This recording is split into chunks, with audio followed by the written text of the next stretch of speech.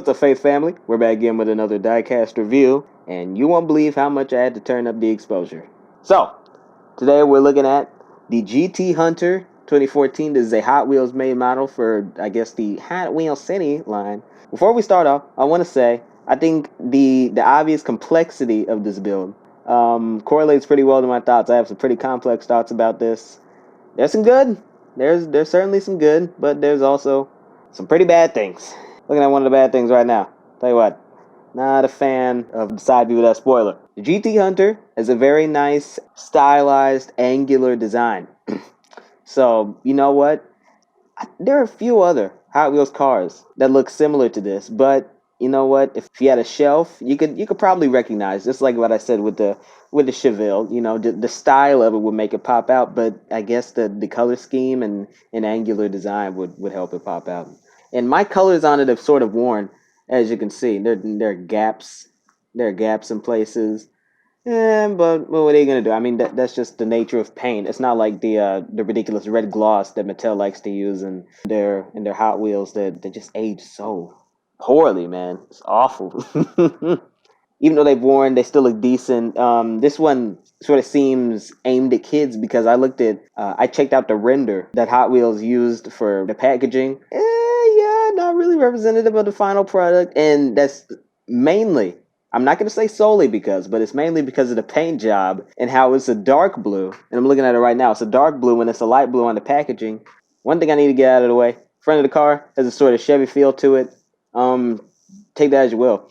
And I say that because of the sort of bend they have. You see that on a lot of Chevy cars. Let's get on the spoiler.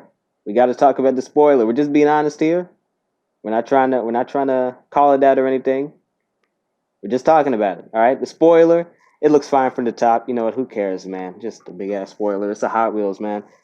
When you go to the side, and I showed this before, that's a little bit wonky, man. This is why. This is why when I play Need for Speed Heat, I don't look at the spoilers from the side because they always look weird. And I have two spoilered cars right here. Let me get them. Model S.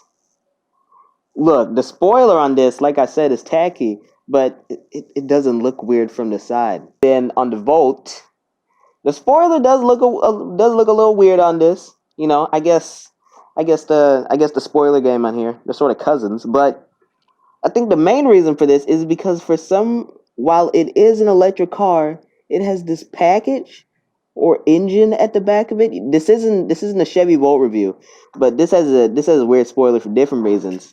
This just has a weird spoiler, man. I don't know what else to say. All right, another thing, the bottom of this car is not very interesting. Yeah, that's about it. You know what this is good for? I'm not saying to try to be mean or anything. This is a very good filler car for your Hot Wheels collection. A very good filler car. The one last thing I want to criticize on this, and this is a decent build, all right? It's a decent build. There are just many flaws with it. The flames. Are these flames? Because it has a sort of semi-exposed engine feel to it, where the exhaust is coming up through the holes in the hood build, and the flames. I guess they're flames, but they're translucent. Or is the smoke? What is this? What are these flames? What are these? I want an explanation, Hot Wheels. Email me. Tell me what's going on, bud. Yeah, not the best. Might be a safety hazard for kids, but that's not my concern. You know, parents, you deal with that. You know, I'm not raising your kids.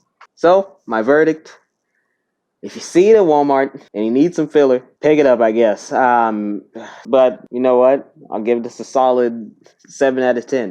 You know, I'm adding a 0.5 for pity. This isn't anywhere as unpolished as the Tesla, because the design is unique.